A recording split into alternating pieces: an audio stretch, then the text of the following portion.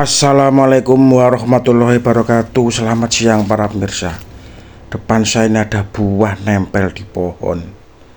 Buah apa ini, kok aneh ya? Kok tumbuh di dahan atau ranting pohon?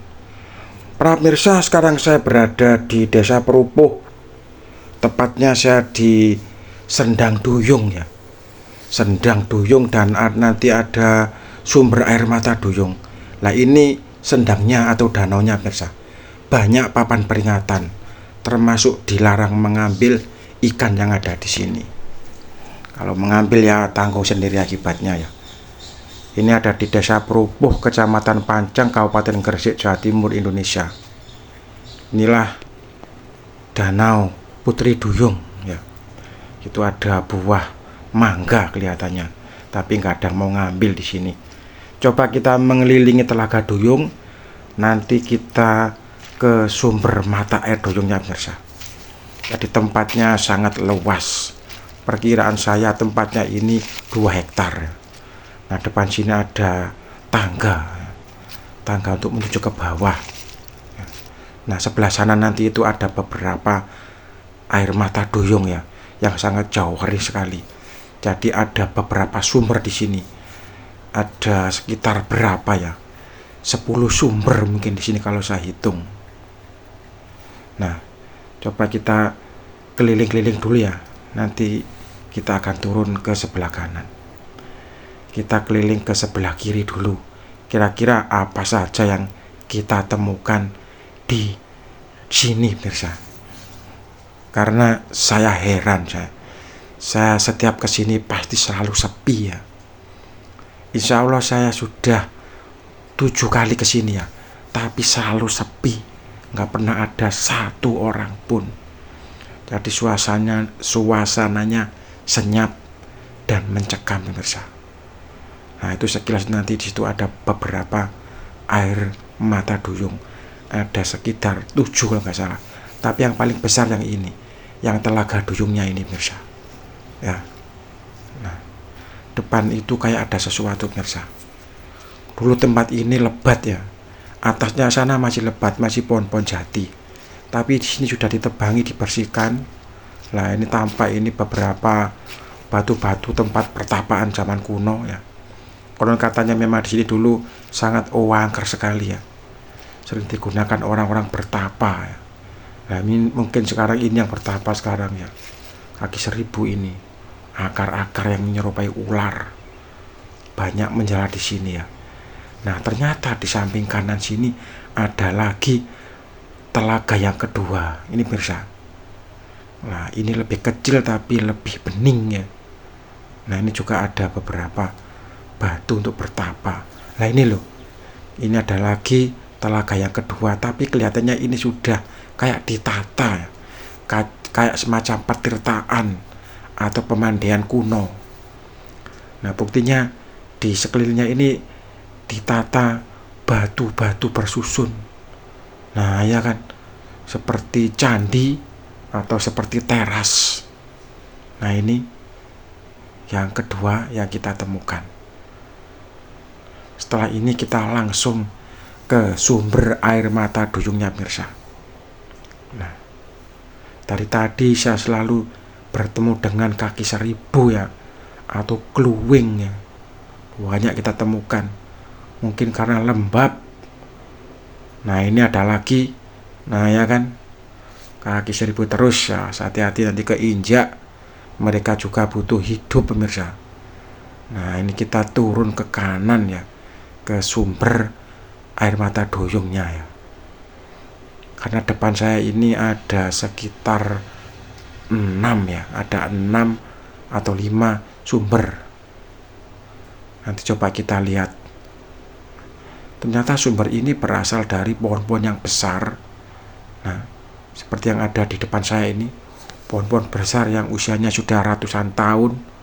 Loh, bagus sekali ya, akarnya sampai naik ke situ. Nah, disinilah nanti ada sebuah sumber yang sangat jauh-warni ya. Warnanya sampai menjadi hijau toska, sampai hijau, tidak menjadi putih karena begitu beningnya. Nah, ini pemirsa. Wah, cuma sayang ini musim penghujan ini banyak daun-daun yang mengotorinya. Coba kalau musim kemarau atau daun-daunnya dibersihkan, pasti jauh-warni. Tapi hati-hati pemirsa, ini dalam ini, nggak ada yang mandi di sini ya. Sebenarnya ini disakralkan, ini nggak ada yang berani main sekitar sini. Auranya kuat sekali pemirsa di sini. Lah, itu beberapa pohon-pohon besar, nanti coba kita datangi. Ini sumber utama. Nanti di sampingnya ada 2 lagi, di bawahnya ada 1 yang besar, terakhir ada 2 lagi. Coba kita lihat satu persatu ya. Kita naik. Kelihatannya sekarang sudah banyak perubahan di sini. Dulu tidak tertata, dulu sangat serem ya. Sekarang ini sudah mulai terang ya. Kelihatannya sudah tertata. Depan sana ini yang dijadikan PDAM yang warna biru. Jadi sumber-sumber ini disedot ya, sama pipa-pipa yang besar, sama puluhan ratusan pipa. Wih, ada keluwing 3 ini. Dari tadi ketemu kaki seribu terus ya. Tadi dijadikan PDAM untuk mengairi desa Perupuh dan sekitarnya. Ini kayu yang banyak mengeluarkan sumber menyimpan air ya. Nah, depan sini dulu ada kolam yang sangat bagus, banyak ikan-ikan besarnya. Tapi kelihatannya sekarang ditutup. Saya nggak tahu kenapa kok ditutup ya. Loh, airnya menjadi gelap, airnya kotor. Dulu jernih mengalir, ada air mancurnya, ikannya bau besar loh pemirsa ya. Coba sih kita lihat sebelah sini, apakah masih ada. Oh, ikannya masih ada, cuma sayang airnya kotor, tidak mengalir. Oke, kita turun pemirsa. Kita semakin mendekati pusat ya, semakin mendekati pusatnya. Nah, di bawah ini ada tempat yang sangat luas, biasanya untuk ritual-ritual, untuk acara-acara desa. Apakah acara sedekah bumi, hol dusun, atau yang lainnya ya. Karena memang setiap tahun sumber ini dikuras, dan situ dirayakan dengan musik-musik gamelan dan lain sebagainya. Intinya kesenian rakyat lah. Nah, ini pohonnya semakin tua ini. Kita turun. Nah, ternyata di depan ini ada relief pemirsa. Relief yang menceritakan tentang asal usul legenda sumber mata air duyung. Nah, karena di dalam sumur tersebut banyak sekali bekas-bekas telapak manusia, telapak kuda, dan telapak binatang yang lain. Nah, ini ada di sini seorang tua dan seorang perempuan kebangsaan Cina yang menuntun seekor kuda. Ya kan lah. Ini karena memang malam-malam tertentu sering ada penampakan perempuan cantik di sini, dan termasuk kakek tua yang suka bertapa dan kuda ya. Kadang-kadang terdengar suara kuda mengelilingi daerah sini. dan ada juga harimau pemirsa. Tapi di relief ini nggak ada harimau, reliefnya hanya ada kuda, perempuan, burung, dan kakek tua, dan beberapa tumbuhan-tumbuhan pemirsa. Ya, sangat unik, sangat bagus ya. Nah inilah tempat untuk ritual dan acara-acara ini. Bawah sini ini juga bau besar pohon ini pemirsa. Loh sampai ke atas seperti ini ya, sangat rindang, wadem di sini pemirsa, wadem sekali di sini ya.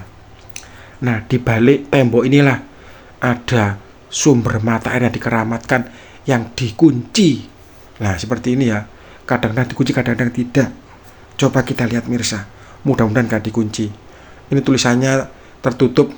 Coba mas simak mas, nah, ini disimak oleh Mas Vicky, tulisan sumber air mata duyung. Nah inilah utamanya. Alhamdulillah kelihatannya dibuka. Nah ini dibuka sedikit ya. Oke kita masuk. Ini sumbernya sakral.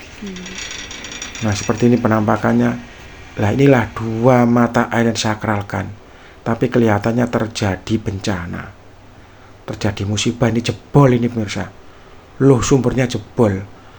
Biasanya sumbernya tertutup rapat ya, nggak kelihatan. Ini kelihatannya jebol akibat cuaca ekstrim. Ada dua sumber, ini yang satu, nah ini yang satunya lagi. Bener ternyata jebol ini. Ini tertutup biasanya pemirsa. Ya tertutup itu nggak kelihatan. Cuma memang ada tempat untuk membukanya dan dikunci, dan dibuka setahun sekali ketika ada pengurasan ya, dikuras. Tapi kelihatannya ini ada bencana alam ini.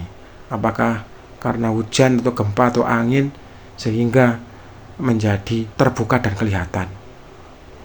Oh bener loh, itu jebol itu loh, kelihatan tembok depan itu jebol loh, sehingga nyampe ke sini.